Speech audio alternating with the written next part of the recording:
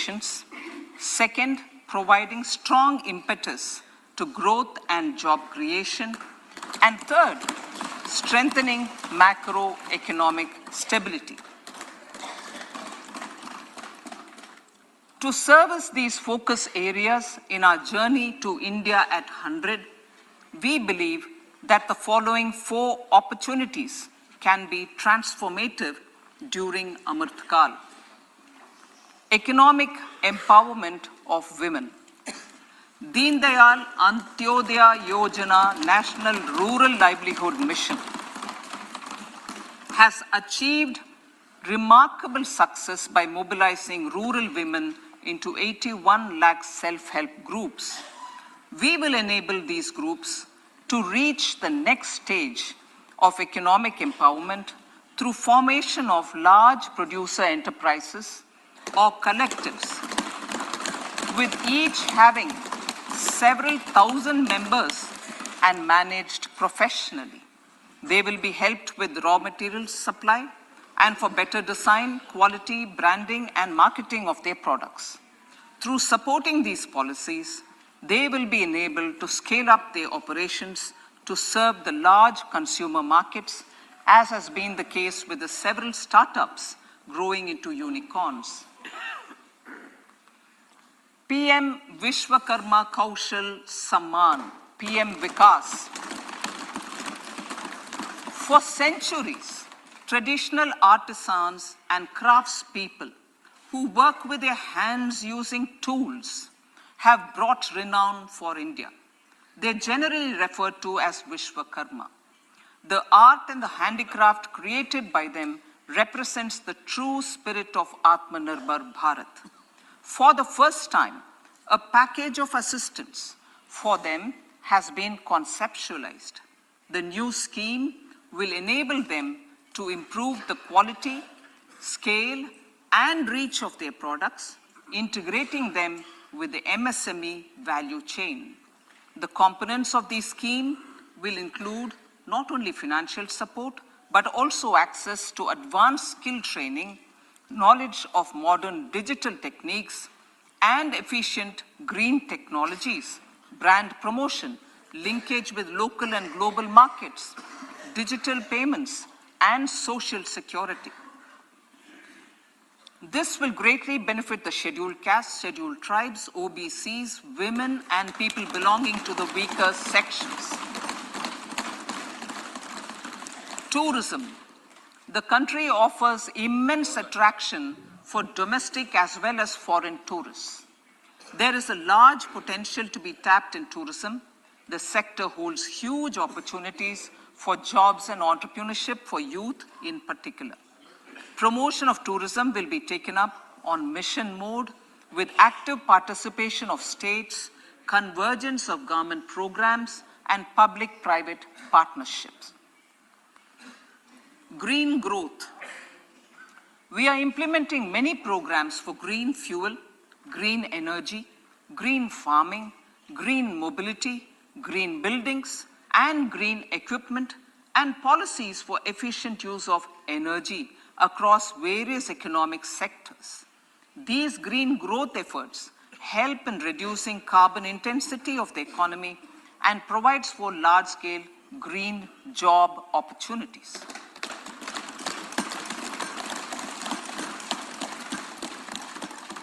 Priorities of this budget. The budget adopts the following 7 priorities. They complement each other and act as the Saptarishi guiding us through the Amrit Kal. Inclusive development, reaching the last mile, infrastructure and investment, unleashing the potential, green growth, youth power, and financial sector. I now speak on the priority number 1, inclusive development. The government's philosophy of Sabka Saath, Sabka Vikas has facilitated inclusive development covering in specific farmers, women, youth, OBCs, scheduled castes, scheduled tribes, Divyangjan, and economically weaker sections, and overall priority for the underprivileged, Vanchiton ko variyata. There has also been a sustained focus on Jammu Kashmir, Ladakh, and the Northeast. This budget builds on those efforts. Digital public infrastructure for agriculture. Digital public infrastructure for agriculture will be built as an open source, open standard, and interoperable public good. This will enable inclusive farmer-centric solutions through relevant information services for crop planning and health, improved access to farm inputs, credit and insurance, help for crop estimation, market intelligence, and support for growth of agri-tech industry and startups.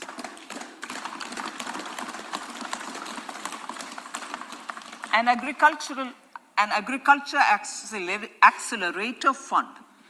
An agriculture accelerator fund will be set up to encourage agri-startups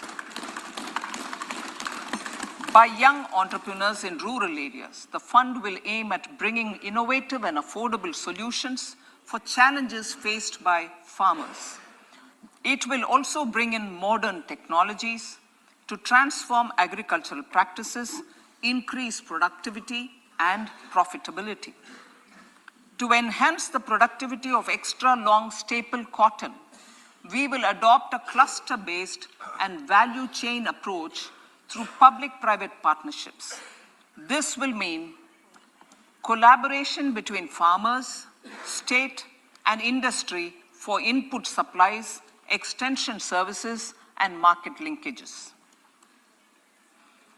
We will launch an Atmanirbhar Clean Plant program to boost availability of disease-free, quality planting material for high-value horticultural crops at an outlay of 2,200 crores.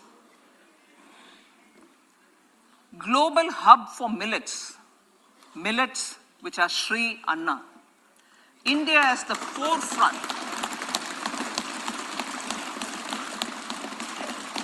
India's at the forefront of popularizing millets, whose consumption furthers nutrition, food security, and welfare of farmers, said the Honorable Prime Minister. We are the largest producer and second largest exporter of Sri Anna in the world. We grow several types of Sri Anna, such as Sri Anna Jowar, Sri Anna Ragi, Sri Anna Bajra, Sri Anna Kutu, Ramdana, Kangni, Kutni, Kutki, Kodo, China, and Sama. These have a number of health benefits and have been an integral part of our food for centuries. I acknowledge with pride the huge service done by small farmers in contributing to the health of fellow citizens by growing these Sri Anna. Now, to make India a global hub for Sri Anna, the Indian Institute of Millet Research, ideally Indian Institute of the Sri Anna Research, Hyderabad, will be supported as the center of excellence for sharing best practices, research, and technologies at the international level. The agricultural credit target will be increased to 20 lakh crores with focus on animal husbandry, dairy, and fisheries. We will launch a new sub-scheme of PM Matsya Sampada Yojana, which is an existing scheme, but we launch a new 1,000 crores to improve value chain efficiencies and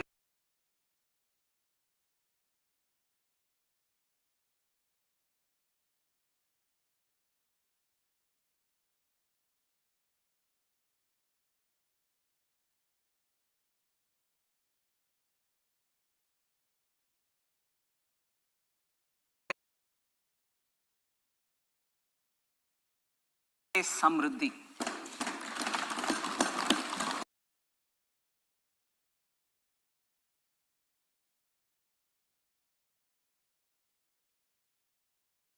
1,000 primary agricultural credit societies with an investment of 2,560 crores, 2,516 crores.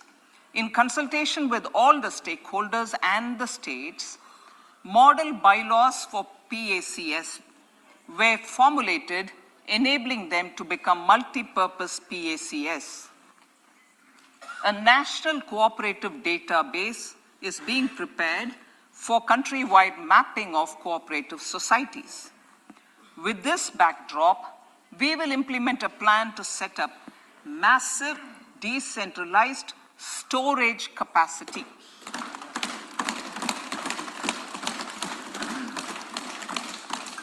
This will help farmers store their produce and realize remunerative prices through sale at appropriate times. The government will also facilitate setting up of a large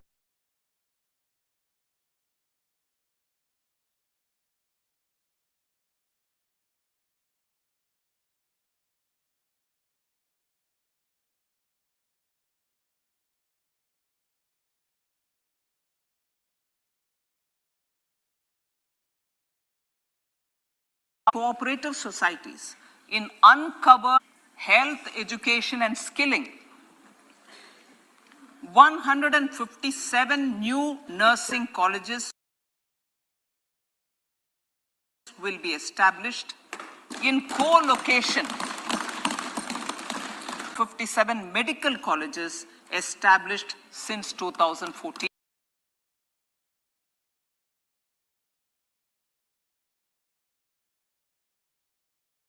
Awareness creation, universal screening of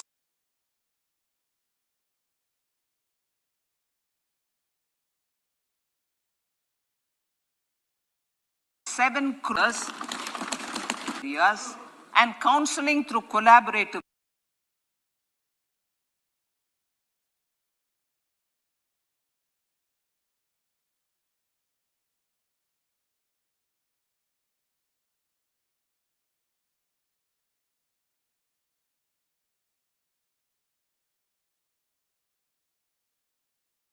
private medical college funds for encouraging collaborative research and innovation. A new program to promote research and innovation in pharmaceuticals will be taken up through centers of excellence. We shall also encourage industry to invest in research and development in specific priority areas. Dedicated multidisciplinary courses for medical devices will be supported in existing institutions to ensure availability of skilled manpower for futuristic medical technologies, high-end manufacturing, and research. Teachers' training. Teachers' training will be re-envisioned through innovative pedagogy, curriculum transaction, continuous professional development, dipstick surveys, and ICT implementation. The District Institute of Education and Training will be developed as vibrant institutes of excellence for this purpose.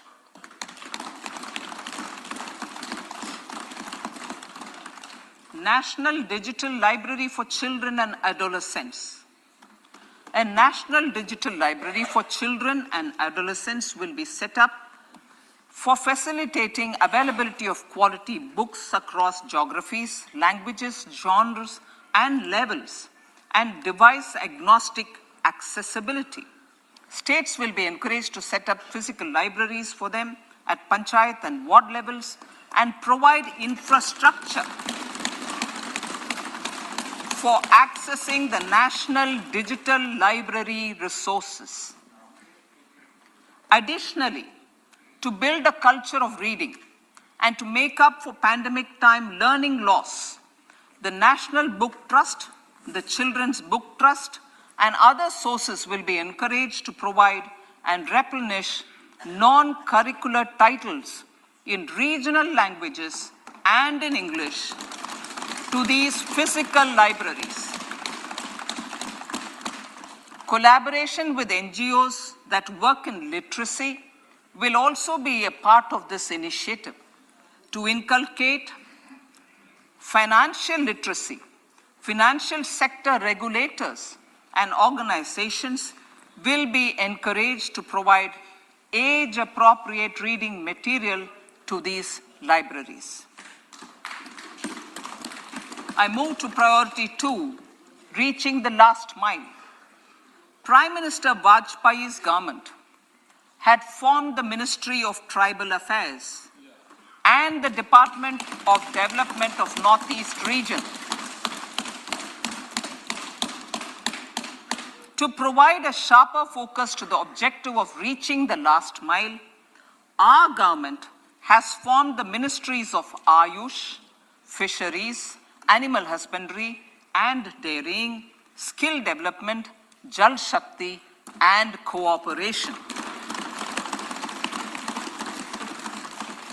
Building on the success of the Aspirational Districts program, the government has recently launched the Aspirational Blocks program, covering 500 blocks for saturation of essential government services across multiple domains such as health, nutrition, education, agriculture, water resources, financial inclusion, skill development, and basic infrastructure.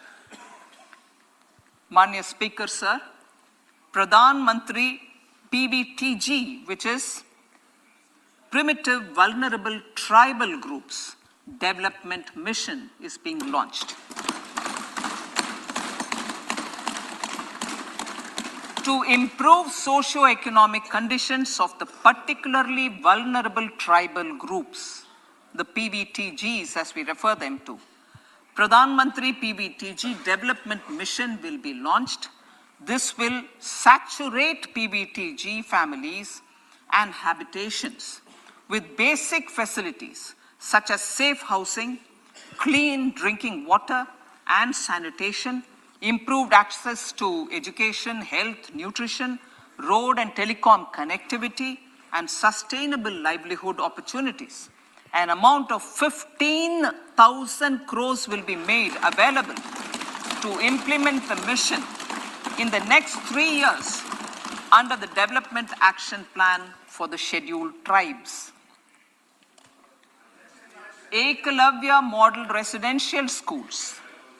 In the next 3 years, Center will recruit 38,800 teachers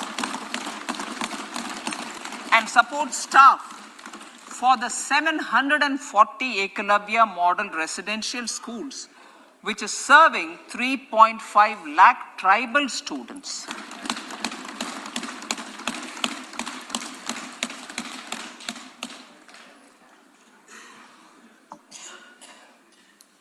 In the drought-prone central regions of Karnataka, central assistance of 5,300 crore will be given to Upper Bhadra project to provide sustainable micro-irrigation and filling up of surface tanks for drinking water. PM Awas Yojana. The outlay for PM Awas Yojana is being enhanced by 66% to over 79,000 crores. Bharat Shared Repository of Inscriptions will be set up in a digital epigraphy museum with digitization of 1 lakh ancient inscriptions in the first stage. Support for poor prisoners. For poor persons who are in prisons and unable to afford the penalty or the bail amount, required financial support will be provided.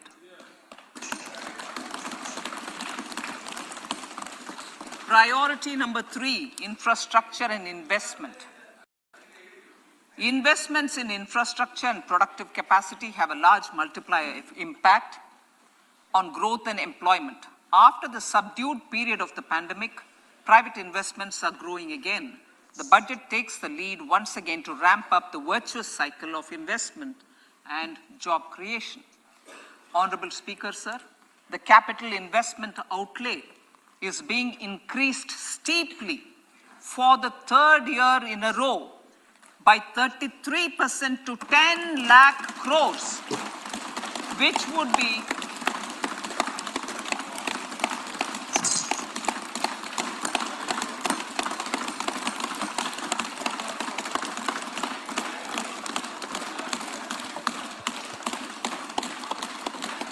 which would be 3.3% of GDP.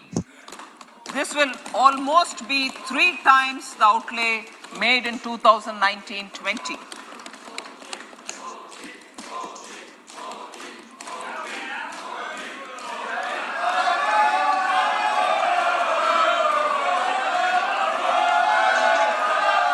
This substantial increase in recent years is central to the government's efforts to enhance growth potential and job creation, crowd in private investments, and provide a cushion against global headwinds. The direct capital investment by the center is complemented by the provision made for creation of capital assets through grants and aids to state. The effective capital expenditure of the center is budgeted at 13.7 lakh crore rupees, which will be 4.5% of GDP. Support to state governments for capital investment. I have decided to continue the 50-year interest-free loan to state governments for 1 more year to spur investment in infrastructure and to incentivize them for complementary policies actions with a significantly enhanced outlay of 1.3 lakh crores.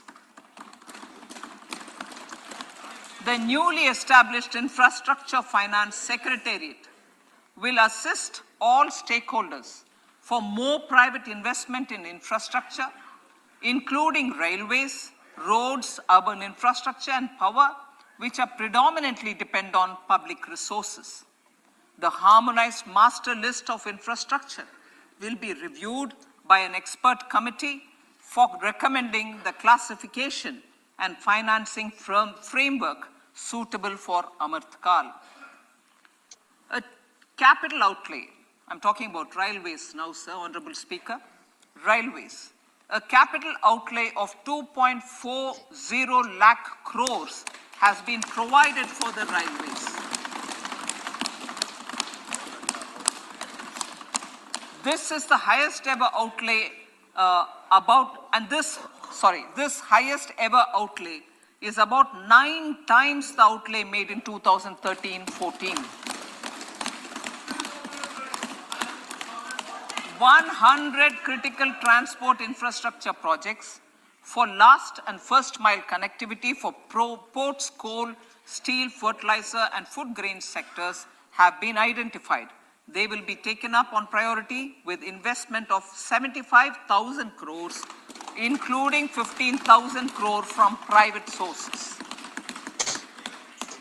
50 additional airports, heliports, water aerodromes, and advanced landing grounds will be revived for improving regional air connectivity.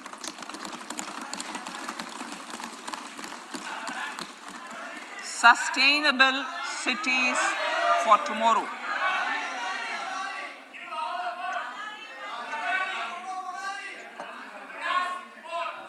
States and cities will be encouraged to undertake urban planning reforms and actions to transform our cities into sustainable cities of tomorrow. This means efficient use of land resources, adequate resources for urban infrastructure, transit-oriented development, enhanced availability and affordability of urban land, and opportunities for all. Through property tax governance reforms and ring-fencing user charges on urban infrastructure, cities will be incentivized to improve their creditworthiness for municipal bonds.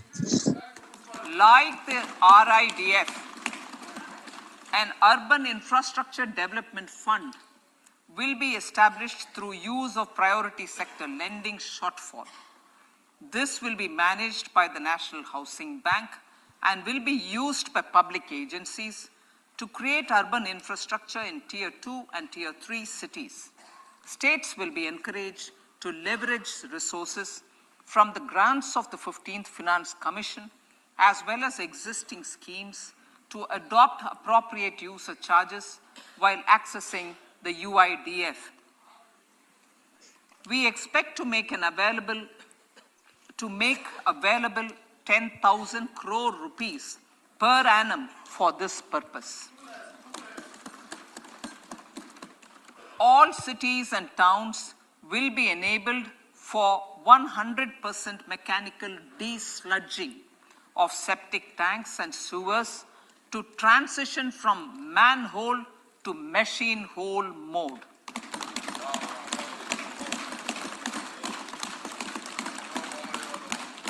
Enhanced focus will be provided for scientific management of dry and wet waste. Honorable Speaker, sir, our Prime Minister had said, good governance is the key to a nation's progress. Aye.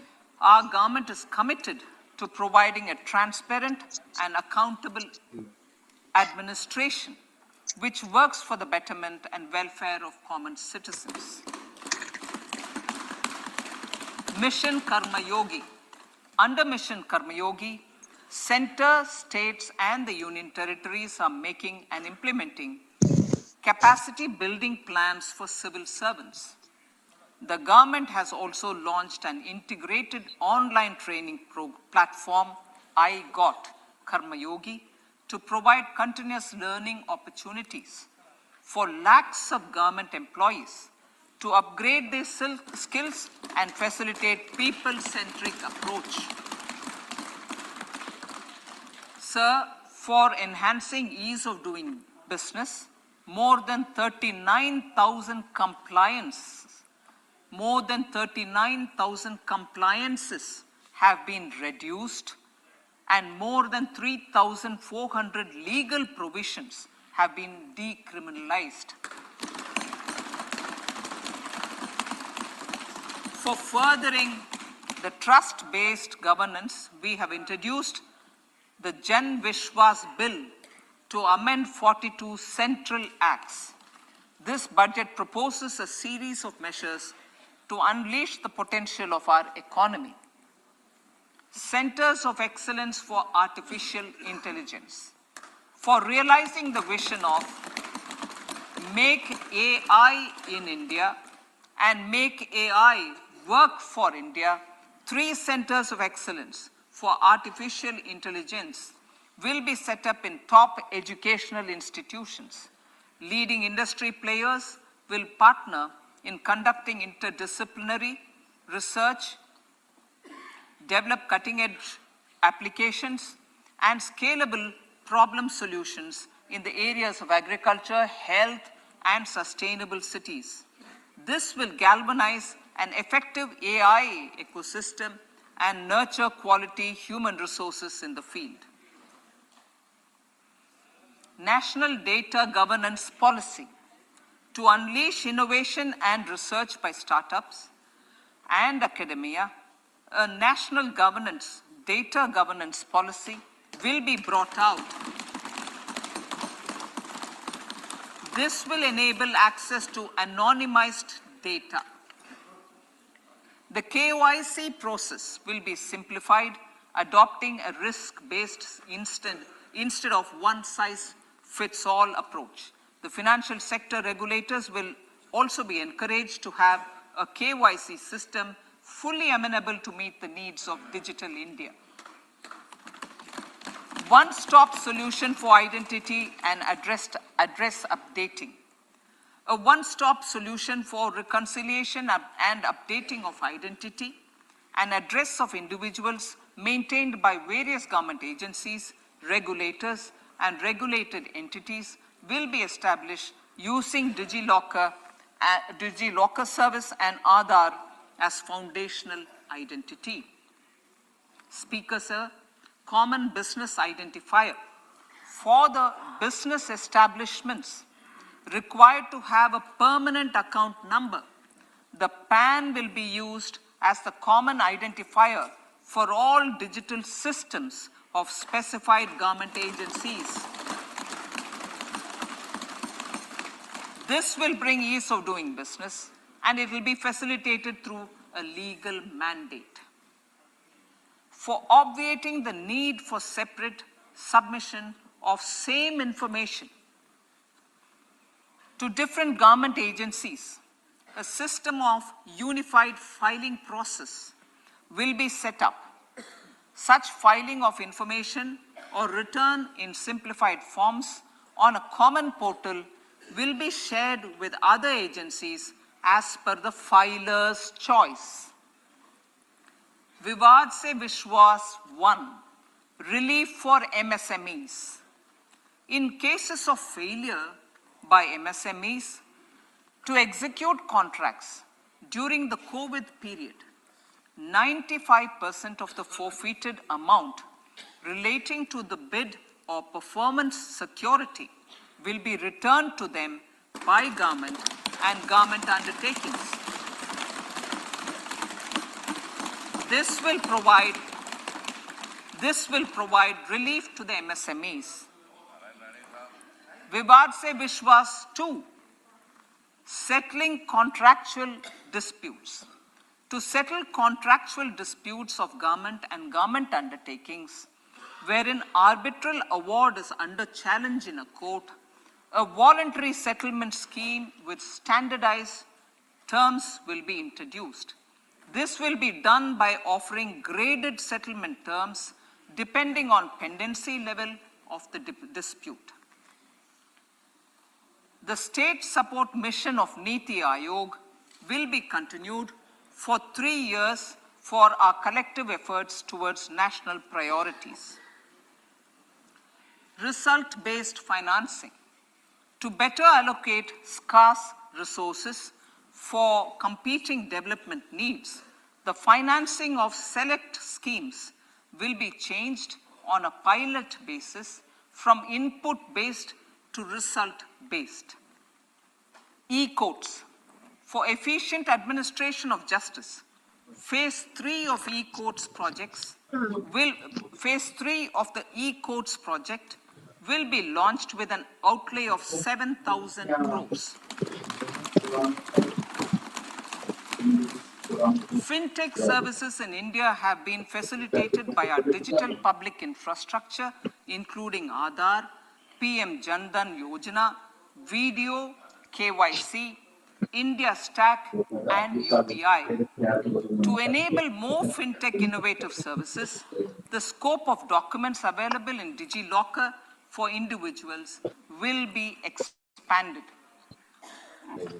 An entity DigiLocker will be set up for the use by MSMEs, large businesses, and also charitable trusts. This will be towards storing and sharing documents online securely whenever needed with various authorities, regulators, banks, and other business entities. 5G services. 100 labs for developing applications using 5G services will be set up in engineering institutions.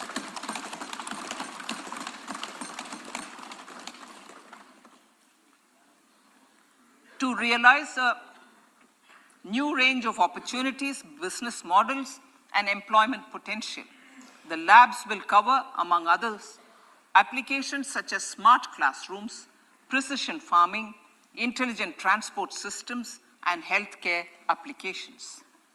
Lab-grown diamonds. Lab-grown diamonds is a technology and innovation-driven emerging sector with high employment potential. These environment-friendly diamonds, which have optically and chemically the same properties as natural diamonds. To encourage indigenous production of LGD, lab-grown diamond seeds and machines, and to reduce import dependency, A research and development grant will be provided to one of the IITs for 5 years. To reduce the cost of production, a proposal to review the custom duty on LGD seeds will be indicated in Part B of the speech. I come to the fifth priority, Honorable Speaker, sir, green growth.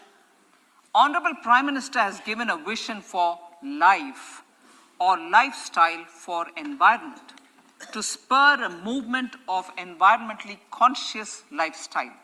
India is moving forward firmly for the Panchamrit, the net zero carbon emission by 2070 to usher in green industrial and economic transition.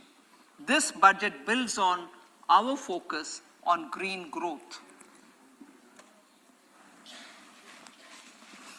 The recently launched National Green Hydrogen Mission, with an outlay of 19,700 crores, will facilitate transition of the economy to low carbon intensity, reduce dependence on fossil fuel imports, and make the country assume technology and market leadership in this sunrise sector. Our target is to reach an annual production of 5 MMT by 2030. Energy transition.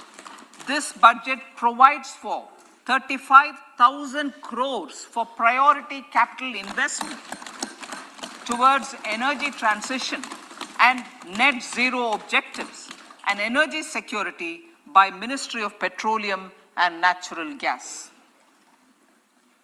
To steer the economy on sustainable development path, battery energy storage systems with capacity of 4,000 MWH will be supported with viability gap funding. A detailed framework for pumped storage projects will also be formulated.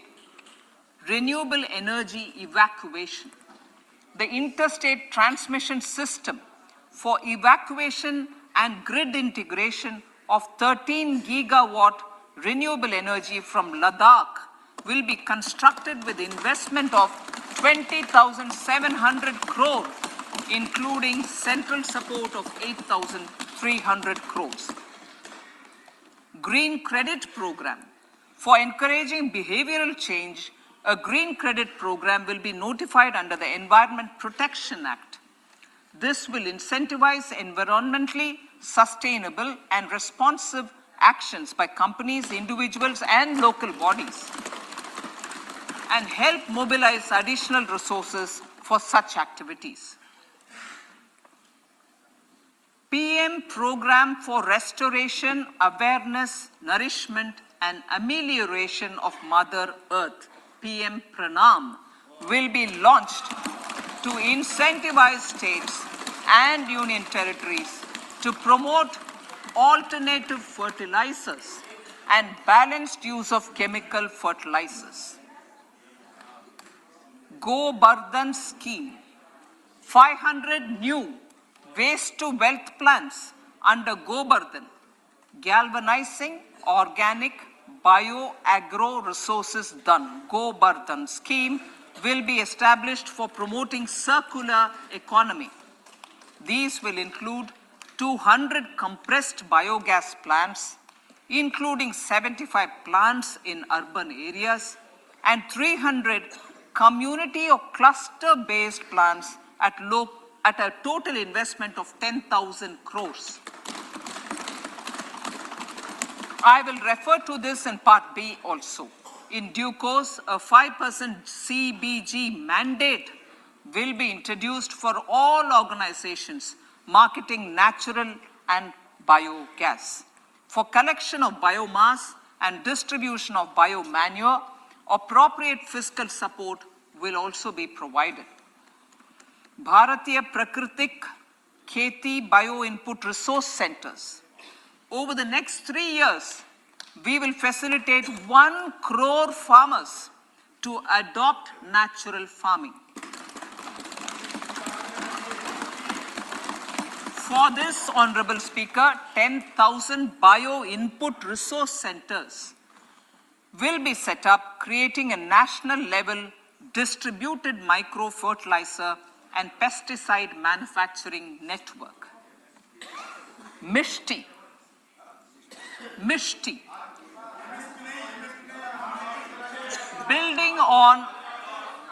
Building on India's success in afforestation, mangrove initiative for shoreline habitats and tangible incomes, Mishti, will be taken up for mangrove plantation along the coastline and on salt pan lands wherever feasible through convergence between Manrega, Campa Fund and other sources.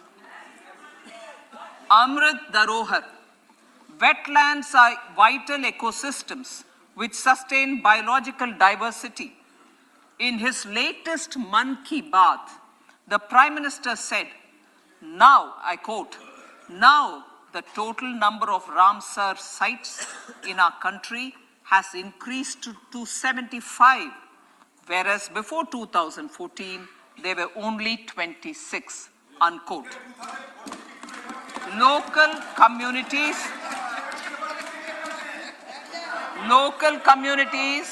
have always been at the forefront of conservation efforts.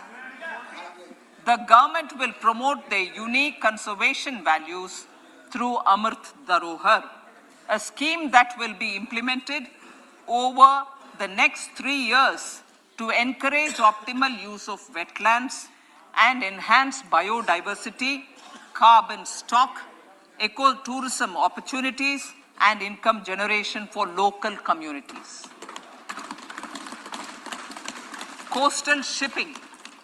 Coastal shipping will be promoted as the energy efficient and lower cost mode of transport, both for passengers and freight, through PPP mode with viability gap funding. Vehicle replacement.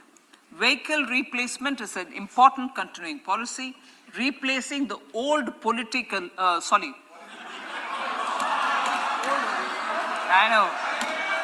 replacing,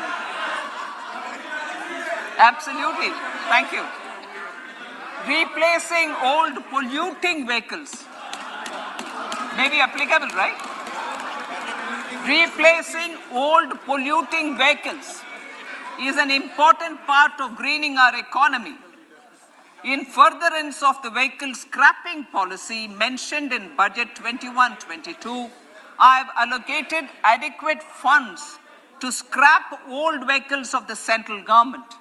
States will also be supported in replacing old vehicles and old state ambulances. Honorable Speaker, sir, I move to priority 6, youth power. To empower our youth and help the Amrit PD realize their dreams, we have formulated the National Education Policy, which is very wide in its scope, but one of the things is also to focus on skilling, adopted economic policies that facilitate job creation at scale and have supported business opportunities. Pradhan Mantri Kaushal Vikas Yojana. Pradhan Mantri Kaushal Vikas Yojana 4.0 will be launched to skill lakhs of youth within the next 3 years. On-job training, industry partnership, and alignment of courses with needs of industry will be emphasized. The scheme will also cover new age courses for Industry 4.0 like coding, AI, robotics, mechatronics, IoT, 3D printing, drones, and other soft skills. To skill youth for international opportunities, 30 Skill India International Centers will be set up across different states. The digital ecosystem for skilling will be further expanded with the launch of a unified Skill India digital platform for enabling demand-based formal skilling, linking with employers including MSMEs, and facilitating access to entrepreneurship schemes. to provide stipend support to 47 lakh youths in 3 years, direct benefit transfer under a pan-India national apprenticeship promotion scheme will be rolled out. Tourism. Honorable Speaker, sir, with an integrated and innovative approach, at least 50 destinations will be selected through challenge mode. In addition,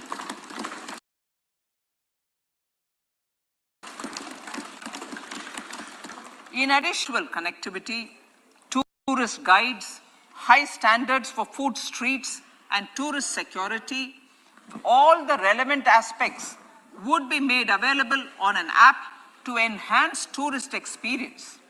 Every destination would be developed as a complete package. The focus of development of tourism would be on domestic as well as foreign tourists.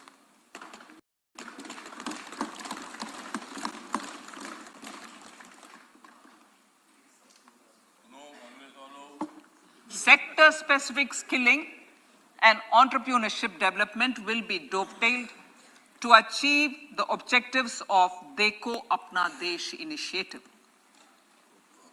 This was launched as an appeal by the Honorable Prime Minister to the middle class to prefer domestic tourism over international tourism. The integrated development of theme-based tourist circuits, the Swadesh Darshan scheme, was also launched. Under the Vibrant Villages program, tourism infrastructure and amenities will be facilitated in border villages. Unity Mall.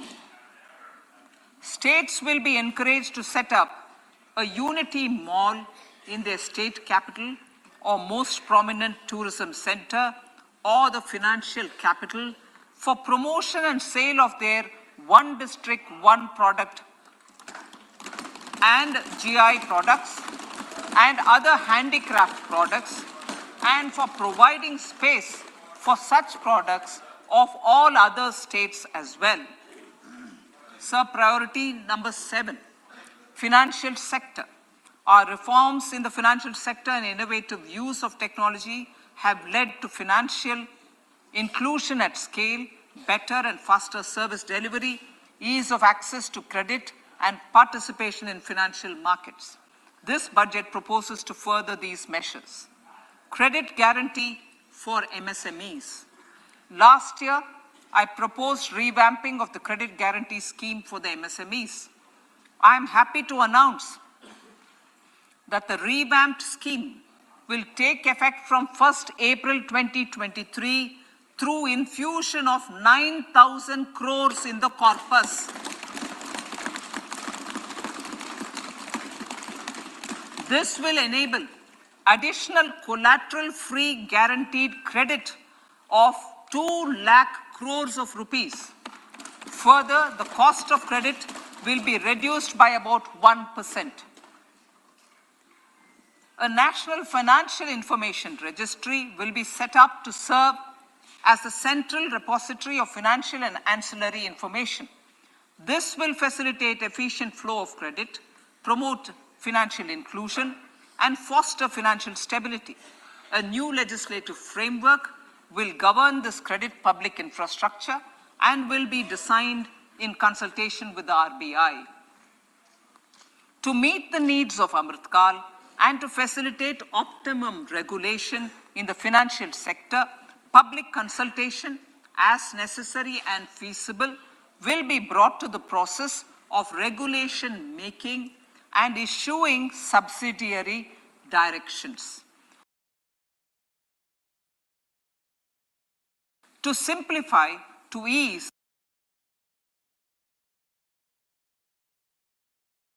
and to reduce cost of compliance, financial sector regulators will be requested to carry out a comprehensive review of existing regulations. For this, they will consider suggestions from public and regulated entities. Time limits to decide the application under various regulations will also be laid down. Honorable Speaker, sir, to enhance business activities in GIFT IFSC, the following measures will be taken. Delegating powers under the SEZ Act to the IFSCA to avoid dual regulation. Setting up a single window IT system for registration and approval of IFSCA, SEZ authorities, GSTN, RBI, SEBI, and IRDAI. Permitting acquisition financing by IFSC banking units of foreign banks. Establishing a subsidiary of Exim Bank for trade refinancing. Amending IFSCA Act for statutory provisions for arbitration, ancillary services, and avoiding dual regulation under the SEZ Act, and recognizing offshore derivative instruments as valid contracts. Honorable Speaker, sir, data embassy. For countries looking for digital continuity solutions, we will facilitate setting up of their data embassies in GIFT IFSC.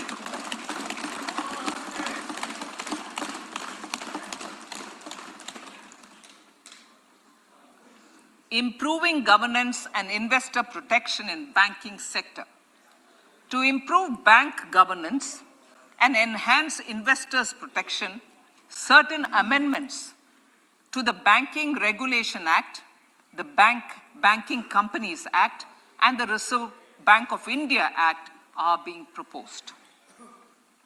Capacity building in securities market. Honorable Speaker, sir, to build capacity of functionaries and professionals in the securities market, SEBI will be empowered to develop, regulate, maintain, and enforce norms and standards for education in the National Institute of Securities Markets and to recognize award of degrees, diplomas, and certificates. A central processing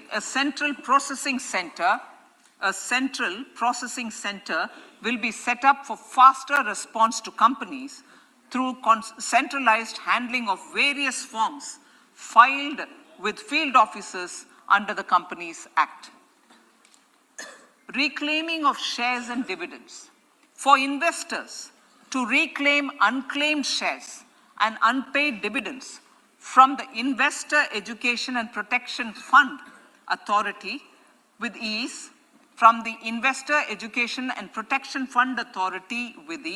an integrated IT portal will be established. Digital payments continue to find wide acceptance. In 2022, they show an increase of 76% in transaction and 91% in value. Fiscal support for this digital public infrastructure will continue in 2023-2024. Azadi Ka Amrit Mahotsav, Mahila Samman Bachat Patra.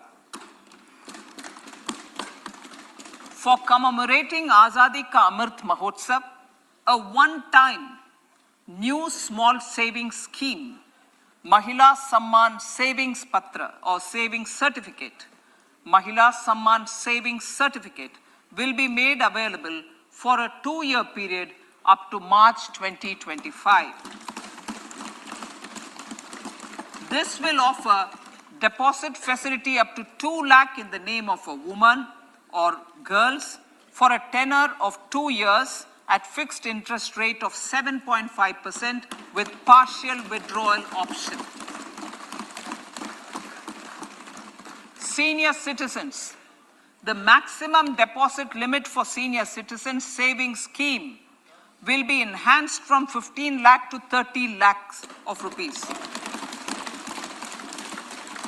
The maximum deposit limit for monthly income account scheme will be enhanced from 4.5 lakh to 9 lakh for single account and from 9 lakh to 15 lakh for joint account. Honorable Speaker, sir, fiscal management. 50 years interest-free loan to states. the entire 50-year loan to states has to be spent on capital expenditure within 2023-24. Most of this will be at the discretion of the states, but a part will be conditional on states increasing their actual capital expenditure. Parts of the outlay will also be linked to or allocated for the following purposes: scrapping old government vehicles, urban planning reforms and actions, financing reforms in urban local bodies to make them creditworthy for municipal bonds, housing for police personnel above or as part of the police station, constructing unity malls, children and adolescent libraries and digital infrastructure, and state share of capital expenditure of central schemes. Honorable Speaker, sir, fiscal deficit of states. States will be allowed a fiscal deficit of 3.5% of GSDP, of which 0.5% will be tied to power sector reforms. Revised estimates 2022 to 2023. The revised estimate, Honorable Speaker, sir, of the total receipts other than borrowing is 24.3 lakh crores, of which the net tax receipts are 20.9 lakh crores. The revised estimate of the total expenditure is 41.9 lakh crores of rupees, of which the capital expenditure is about 7.3 lakh crores. The revised estimate of the fiscal deficit is 6.4% of GDP, adhering to the budget estimate. So budget estimates of 2023-24. Coming to 2023-24, the total receipts other than borrowings and the total expenditure are estimated at 27.2 lakh crores and 45 lakh crores respectively. The net tax receipts are estimated at 23.3 lakh crores. The fiscal deficit is estimated to be 5.9% of the GDP. In my budget speech for 21-22, I had announced that we plan to continue the path of fiscal consolidation, reaching a fiscal deficit of below 4.5% by 2025-26, with a fairly steady decline over the period. We have adhered to this path, and I reiterate my intention to bring the fiscal deficit below 4.5% of GDP by 2025-26. To finance the fiscal deficit in 2023-24, the net market borrowings from dated securities are estimated at 11.8 lakh crores. The balance financing is expected to come from small savings and other sources. The gross market borrowings are estimated at 15.43 lakh crores of rupees. Honorable Speaker, sir, I now move to Part B.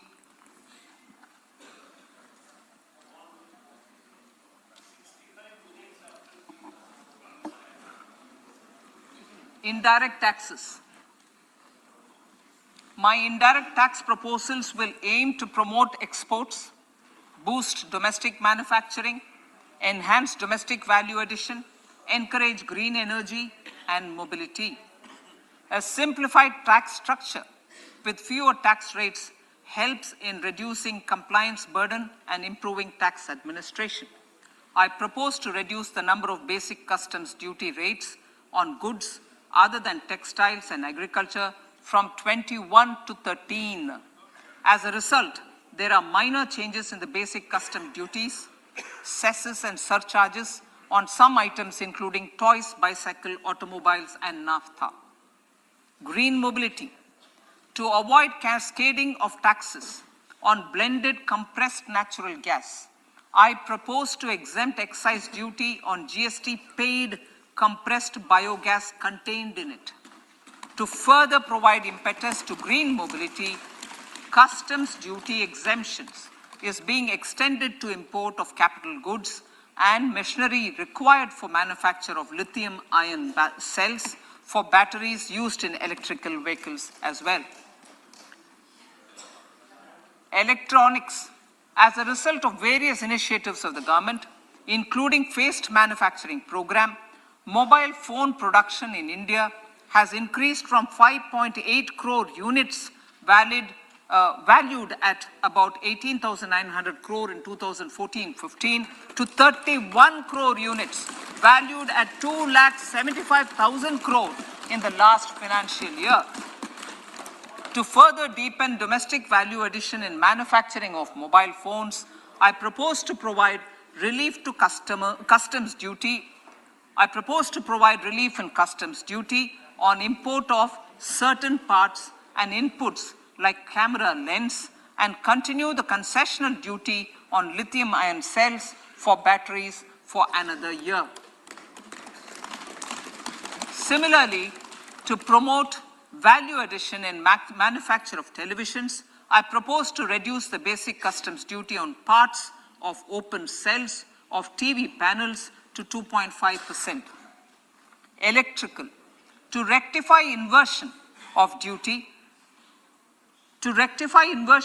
structure and encourage manufacturing of electric kitchen chimneys, the basic custom duty on electric kitchen chimney is being increased from 7.5% to 15%, and that on heat coils for these is proposed to be reduced from 20% to 15%. Chemicals and petrochemicals. Denatured ethyl alcohol is used in chemical industry. I propose to exempt basic customs duty on it. This will also support the ethanol blending program and facilitate an endeavor for energy transition.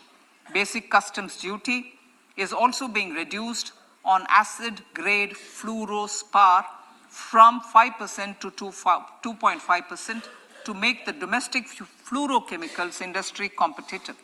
Further, the basic customs duty on crude glycerine for use in manufacture of epichlorohydrin is proposed to be reduced from 7.5% to 2.5%.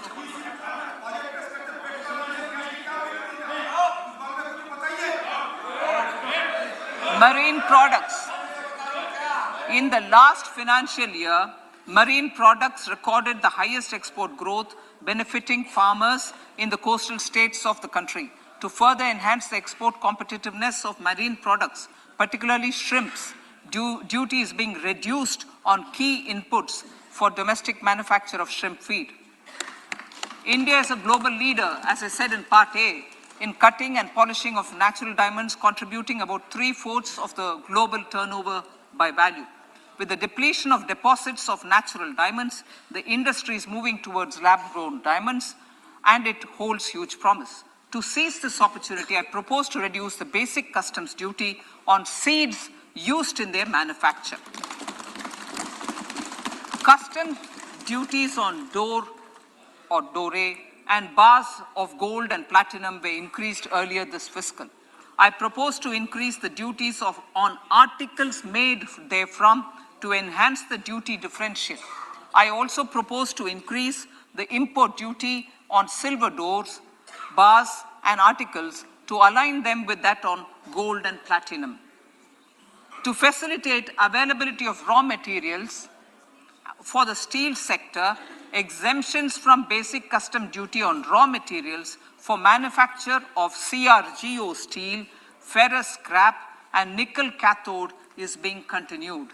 Similarly, the concessional BCD of 2.5% on copper scrap is also being continued to ensure the availability of raw materials for secondary copper producers who are mainly in the MSME sector. The basic custom duty rate on compounded rubber is being increased from 10% to 25% or 30 kg, whichever is lower, at par with that of natural rubber other than latex, to curb circumvention of duty. Cigarettes. National calamity contingent duty on specified cigarettes was last revised 3 years ago this is proposed to be revised upwards by about 16%. Direct taxes. I now come to my direct tax proposals. Honorable Speaker, these proposals aim to maintain continuity and stability of taxation, further simplify and rationalize various provisions to reduce the compliance burden, promote the entrepreneurial spirit, and provide tax relief to citizens. It has been constant endeavor of the Income Tax Department to improve taxpayers' services by making compliance easy and smooth. Our taxpayers portal received a maximum of 72 lakh returns in a day, processed more than 6.5 crore returns this year. Average processing period reduced from 93 days in financial year 13-14 to 16 days only now. And 45% of the returns were processed within 24 hours. We intend to further improve this, roll out the next generation common IT return form for taxpayer convenience, and also plan to strengthen the grievance redressal mechanism. MSMEs and professionals. MSMEs are growth engines of our economy. Micro enterprises with turnover up to 2 crore of rupees and certain professionals with turnover of up to 50 lakh rupees can avail the benefit of presumptive taxation. I propose to provide enhanced limits of 3 crore and 75 lakh respectively to the taxpayers whose cash receipts are no more than 5%. Whose cash receipts are no more than 5%. Moreover, to support MSMEs in timely receipt of payments, I propose to allow deduction for expenditure incurred on payments made to them only when payment is actually made. Cooperation. Cooperation is a value to be cherished. In realizing our Prime Minister's goal for Sehkar Se Samriddhi and his resolve to connect the spirit of cooperation with the spirit of Amrit Kal, in addition to the measures proposed in Part A, I have a slew of proposals for the cooperation sector. First, new cooperatives that commence manufacturing activities till 2024, 31st March, shall get the benefit of a lower tax rate of 15%, as is presently available to new manufacturing companies. Secondly, I propose to provide an opportunity to sugar cooperatives to claim payments made to sugarcane farmers for the period prior to the assessment year 2016-17 as expenditure.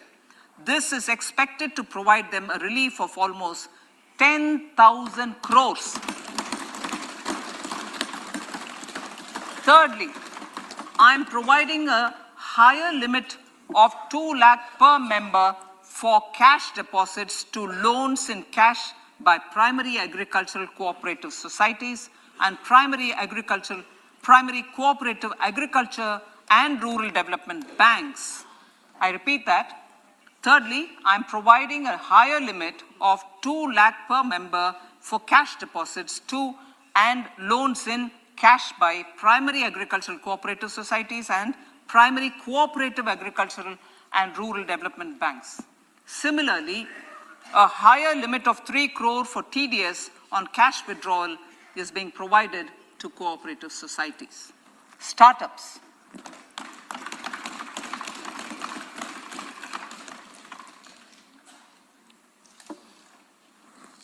Entrepreneurship is vital for a country's economic development.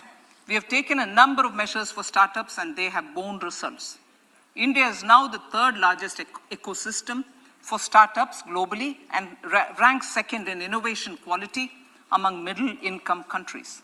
I propose to extend the date of incorporation for income tax benefits to startups from 31/3/2023 to 31/3/2024.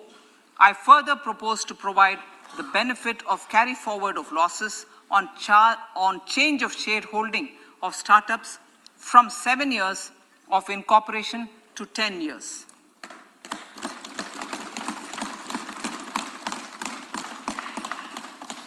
To reduce the pendency of appeals at commissioner level, I propose to deploy about 100 joint commissioners for disposal of small appeals. We shall also be more selective in taking up cases for scrutiny of returns already received this year. Better targeting of tax concessions. For better targeting of tax concessions and exemptions, I propose to cap deduction from capital gains on investment in residential house under Section 54 and Section 54F to 10 crores. Another proposal with similar intent is to limit income tax exemption from proceeds of insurance policies with very high value. Rationalization.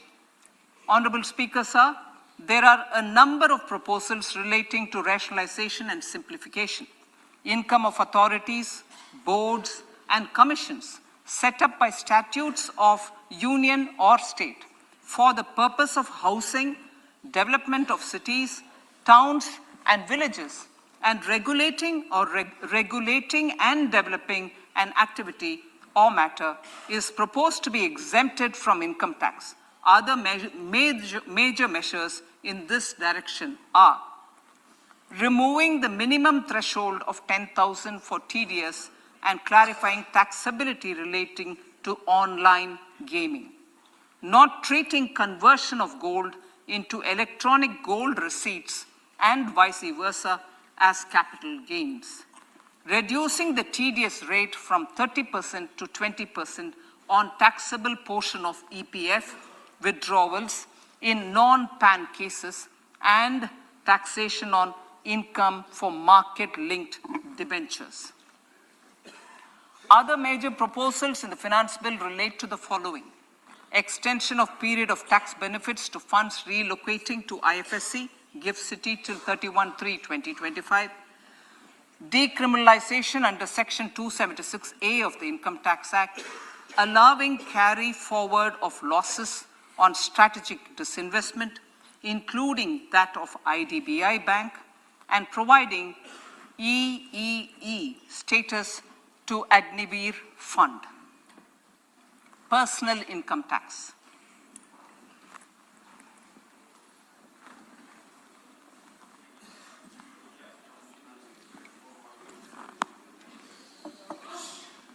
Now I come to what everyone is waiting for.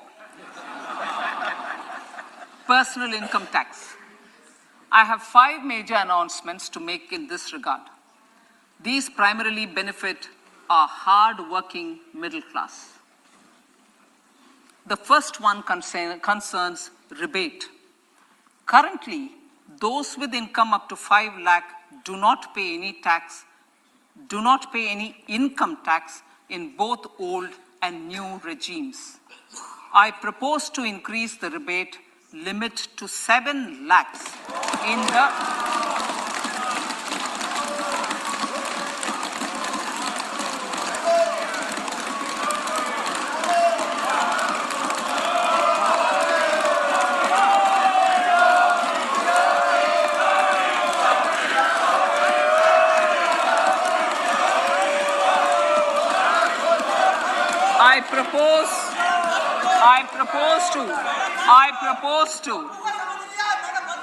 I propose to increase the rebate limit to 7 lakh in the new tax regime. Thus, persons in the new tax regime with income up to 7 lakhs will not have to pay any tax at all. The second proposal relates to middle class individuals. I had introduced in the year 2020 the new personal income tax regime with 6 income slabs starting from 2.5 lakh. I propose to change the tax structure in this regime by reducing the number of slabs to 5 and increasing the tax exemption limit to 3 lakhs. The new tax rates are 0 to 3 lakh, nil. 3 to 6 lakhs, 5%. 6 to 9 lakhs, 10%. 9 to 12 lakh, 15%. 12 to 15 lakhs, 20%. and above 15 lakhs, 30%. This will provide major relief to all taxpayers in the new regime. An individual with an annual income of 9 lakhs will be required to pay only 45,000 rupees. This is only 5% of his or her income. It is a reduction of 25% on what he or she is required to pay now. That is 60,000. So in the place of 60,000, it is now only 45,000. Similarly, an individual with an income of 15 lakh rupees would be required to pay only 1.5 lakh or 10% of his income or her income, a reduction of 20% from the existing liability of 1,87,500 rupees. My third proposal is for the salaried class and the pensioners, including family pensioners, for whom I propose to extend the benefit of standard deduction to the new tax regime. Each salaried person with an income of 15.5 lakh rupees or more will thus stand to benefit by 52,500 rupees. My fourth announcement in personal income tax is regarding the highest tax rate, which in our country is 42.74%. This is among the highest in the world. I propose to reduce the highest surcharge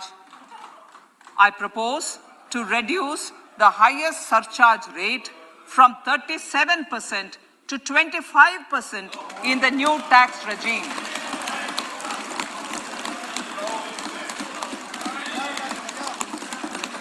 This would result in reduction of the maximum rate.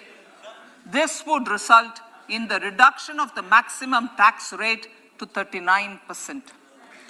Lastly, the limit of 3 lakh rupees for tax exemption on leave encashment on retirement of non-government salaried employees was last fixed in the year 2002, when the highest basic pay in the government was only 30,000 rupees per month.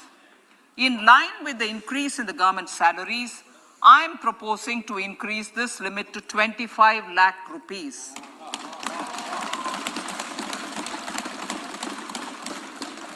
We are also making the new income tax regime as the default tax regime. However, citizens will continue to have the option to avail the benefit of the old tax regime. Apart from these, I am also making some other changes as given in the annexure. As a result of these proposals, revenue of about 38,000 crore to 37,000 crore in direct taxes and rupees 1,000 crore in indirect taxes will be foregone, while revenue of about 3,000 crore will be additionally mobilized. Thus, the total revenue foregone is about 35,000 crores annually. Honorable Speaker, sir, with these words, I commend the budget to this August House.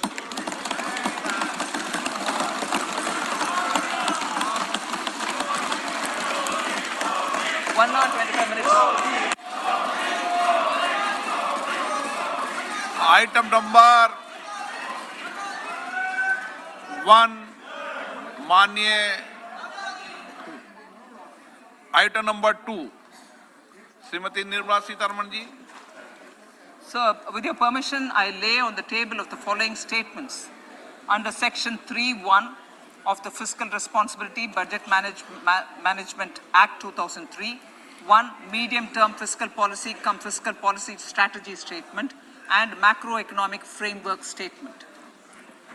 माननीय सदस्यगण, जैसा कि आपको समाचार भाग 2 के माध्यम से पहले ही सूचित किया जा चुका है कि माननीय वित्त मंत्री जी के बजट भाषण की प्रतियां हार्ड कॉपी के रूप में उपलब्ध कराई गई है। आप बजट भाषण की अपनी अपनी प्रति प्रकाशन फलक से ले लें। आपको ये भी सूचित किया जाता है कि माननीय मंत्री द्वारा बजट प्रस्तुत किए जाने के पश्चात उसकी प्रतियां आपको मेंबर्स पोर्टल के माध्यम से उपलब्ध करा दी जाएगी। आइटम नंबर 3, माननीय मंत्री जी, वित्त मंत्री जी। Sir, with your permission, I rise to move for leave to introduce the Finance Bill 2023. प्रश्न ये है कि विधेयक को पुनर्स्थापित करने की अनुमति प्रदान की जाए। जो सदस्य इसके पक्ष में हाँ कहें, जो सदस्य विरोध में ना कहें। मेरे विचार में निर्णय हाँ वालों के पक्ष में। माननीय मंत्री जी विधेयक को पुनर्स्थापित करें। Sir, I introduce the bill. सभा की कार्रवाई कल गुरुवार दिनांक 2 फरवरी 2023 को प्राप्त 11 बजे तक के लिए स्थगित की जाती है।